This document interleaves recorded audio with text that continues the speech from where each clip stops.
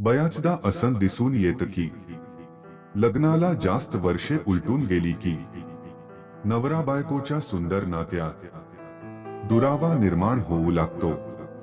पण असं तेव्हाच होतं जेव्हा या पवित्र नात्याचा पाया बनवताना त्या जोडप्याने काही गोष्टींची काळजी घेतलेली नसते. म्हणूनच जर तुम्हाला तुमचं नातं चिरतरून ठेवायचं असेल तर ट्राय करा या टिप्स. नवरा बायकोचं नातं हे खूप नाजूक असतं. इतर कोणत्याही नात्यांमध्ये ती जवळीक नसते जी एखाद्या नवरा बायकोमध्ये असते. त्यामुळे या नात्याला दुरावा सहन होत नाही. लग्नाआधी एकमेकांपासून दूर आपापल्या घरी राहणे ते लग्न झाल्यावर एकमेकांसोबत राहणे, यामुळे आयुष्यात खूप मोठा फरक पडतो.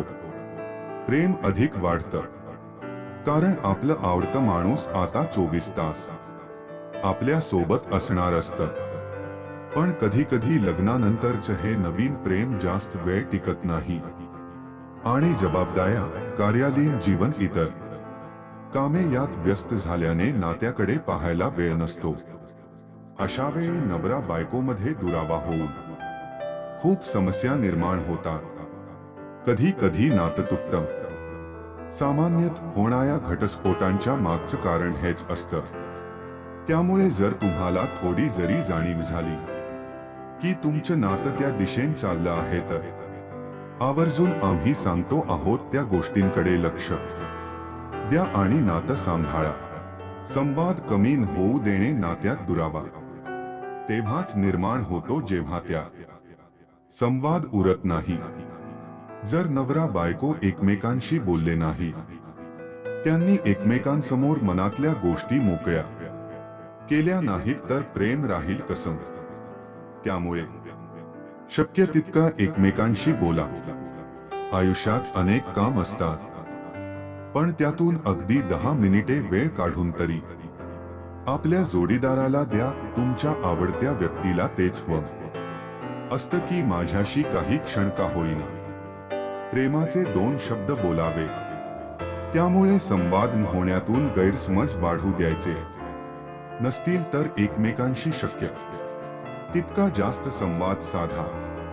भावना व्यक्त करणे. लग्न झाल्यानंतर कुठेतरी प्रेमात तोच पण येऊ लागतो आणि नवरा किंवा बायको पैकी कोणीतरी एक व्यक्त होणं थांबवतं. पण ही अतिशय चुकीची गोष्ट आहे. जर तुम्ही तुमच्या जोडीदाराला तुम्ही किती प्रेम करता हे सांगितलेच नाही तर त्याला कुठेतरी वाटू शकतं की माझ्यावरच प्रेम कमी झालंय आणि ही एक गोष्ट नात्यावर घालण्यासाठी पुरेशी ठरू शकते. केवळ आय लव्ह यू बोलून प्रेम टिकत नाही. मनापासून त्या व्यक्तीची विचारपूस करणे, तिला नेहमी आधार देणे, या सगळ्या गोष्टी व्यक्त होताना करायला हव्या. रागात काहीही बोलणे. अनेक लोकांना वाईट सवय असते ती म्हणजे ते रागात ते खूप काही बोलून जातात. त्यांच्या मनात तसं काही नसतं, पण रागावर नियंत्रण नसल्याने जे सुचेल ते बोलून आपल्या जोडीदाराला ते दुखावतात. असं म्हणतात शस्त्रापेक्षा शब्द कधी कधी मोठे घाव देऊ शकतात. त्यामुळे नेहमी भांडताना आपल्या रागावर नियंत्रण ठेवावे. आपण ज्याच्याशी भांडतोय त्याच्याशी अख्खं आयुष्य काढणार असतो. त्यामुळे तुमचा एक चुकीचा शब्द तुमच्याविषयी जोडीदाराच्या मनात असलेला आदर नष्ट करू शकतो आणि इथून सुरू होतो नात्यातला दुरावा. त्यामुळे भांडण केलं तरी ते मान आणि शब्द राखून करा आणि लवकरात लवकर संपवा. विश्वास ठेवणे. नात्याचा पाया हा विश्वास असतो. तो तुटला तर नातं पत्त्यांसारखं कोसळायला वेळ लागत नाही. त्यामुळे आपल्या जोडीदारावर खूप विश्वास ठेवा. जोवर तुम्ही स्वतःहून काही चुकीचं स्वतःच्या डोळ्यांनी पाहत नाही वा तुमच्याकडे जोडीदाराला विचारायला ठोस पुरावा नसेल तोवर त्याच्यावर विश्वास ठेवा. कधी कधी आपल्या समोर एखादी गोष्ट येते पण ती तशी नसते आणि त्यात जोडीदाराची चूक नसते. अशा वेळेस जर विश्वास नसेल तर नातं तुटणे अट आहे. म्हणून विश्वास ठेवा आणि नातं जपा. आदर देणे, प्रेमासोबत आदर देणे खूप गरजेचे आहे. फक्त प्रेम आहे आणि जर त्यात एकमेकांना आदर नसेल तर त्या प्रेमाला काही अर्थ नाही. ते नातं एखाद्या गुलामगिरी सारखं राहील. एकमेकांशी बोलताना, मज्जा मस्ती करताना एक मर्यादा ठेवावी.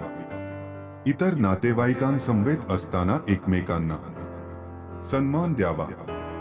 जर असं होत नसेल तर एखादी छोटीशी गोष्ट सुद्धा जोडीदाराच्या मनाला दुखवू शकते. आपण इतकं प्रेम करतो पण आपल्याला काही किंमत नाही ही भावना मनात घर करू शकते. म्हणून आदर देणे देखील तितकेच गरजेचे आहे.